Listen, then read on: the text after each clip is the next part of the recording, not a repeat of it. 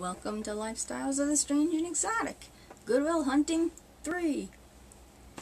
Now, this time I actually got stuff for me to wear, so I wasn't really material shopping, though I always keep an eye out for that.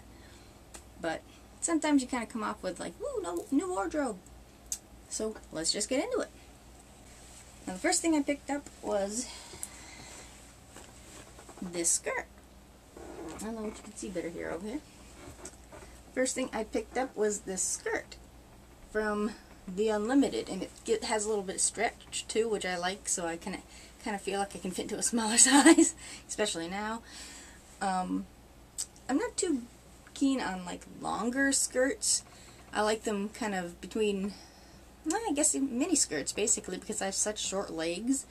Skirts that kind of come to your knee just make you, at least makes me feel that much shorter. So not too keen on the length, but it's nice to have a, black skirt that actually fits. And this actually has pockets too, so pockets always good. So I was happy that fit. So it's kind of like a casual skirt. Got pockets on the back, which I rarely ever use because most of the time, who remembers they have back pockets? Oh. And it seems there's a mini pocket within the front pocket I just now discovered. Cool. Kind of useless because it's kind of hard to get into, but nice to know that it's there. And this was the 50-cent tag. So I guess according to this, I'm a 12 now. And not ashamed. Now this one I've had my eye on for a couple of weeks, because you kind of see something where the dresses are normally $5, so I'm like, I really kind of have to love it. I mean, it's not like an exorbitant amount, but when you know in the back of your head you can get it cheaper, So I'm like, well, I don't love it enough for $5, but I might love it enough for like, maybe half off. But definitely like it for 50 cents. It's this. And this fits perfectly. I was amazed because I wasn't quite sure. And I don't know quite how to describe it. It kind of has this like 1950s feel as far as like the style of the dress. I have no idea. But it was black and it had like almost like those old Victorian cards that had a lot of those roses on it. It's kind of that style of the rose, at least that's what it reminds me of. So it's just a simple dress, which again comes a little longer than I'd kind of like it, but I don't know. And it's kind of that like heavy t-shirt material, so it's a comfy dress anyway. And why they took off the tag as far... Now this is... I don't even know what this tag says. Wow, made in the USA. How many things are made in the USA anymore? Though I'm finding more made in the USA now than I used to, because before you couldn't find... If it wasn't handcrafted, and that's one thing too. If you are specifically trying to find something made in the USA, go to your local handcrafter because it's pretty much guaranteed. But if you try to find anything made in the USA as far as clothing and things like that, it's almost impossible.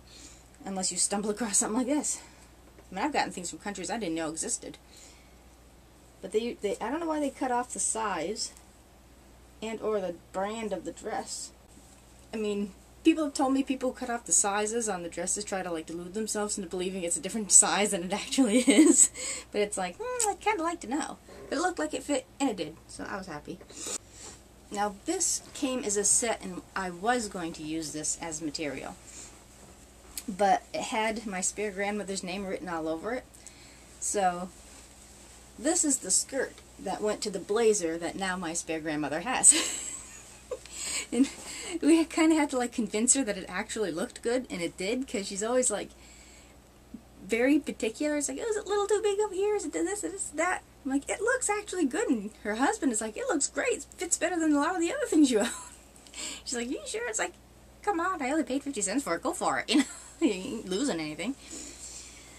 But she has it sitting in her closet. And this is the skirt that came with it that nobody could fit in.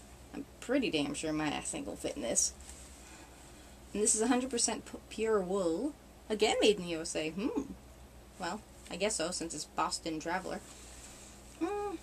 It's not something I would wear, but this might be like a bag of some sort. Probably a tote bag, because it's... I don't know. It all depends on the material.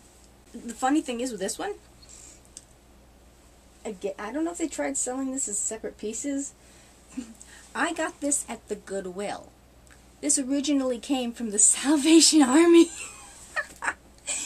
Because there's only like one set. Well, no, there's actually a couple, but there's only one we actually go to as far as the Salvation Army is concerned.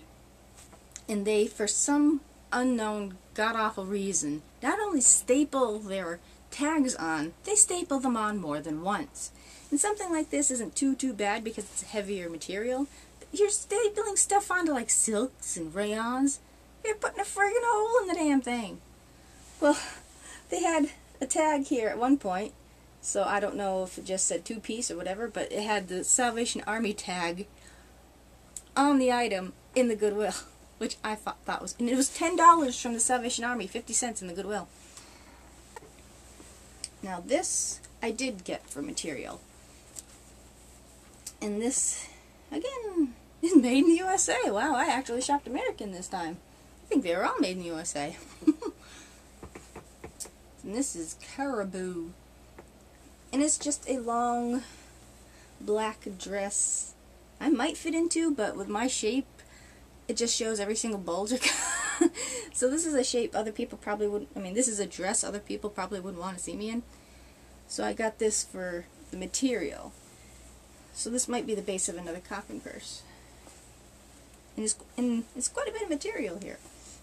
And it's a thinner, I have no idea what kind of material it is. It doesn't tell me. Oh, polyester. Kind of silky, kind of velvety. Not bad.